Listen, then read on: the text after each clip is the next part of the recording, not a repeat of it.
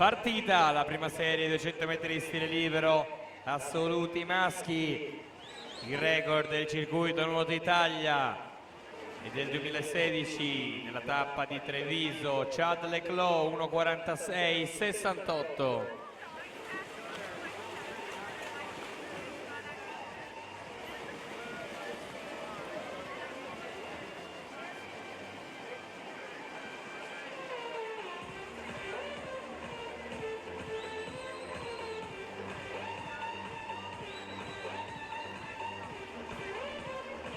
Ci avviciniamo al passaggio di metà gara. Corsia 3 Calvin Kutz, alla 4 Ayrton Sweeney.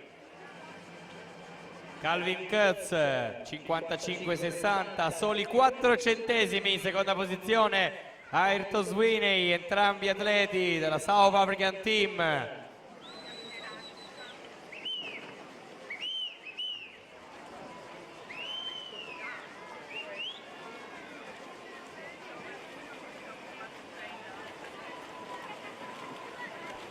...150 metri, sale in testa Ayrton Sweeney, 1:24:62, seconda posizione Calvin Kutz, 1:25:47, 85 centesimi, separano questi due atleti ai 150 metri, ma siamo agli ultimi 15 metri di gara ed è Ayrton Sweeney a prendere il largo.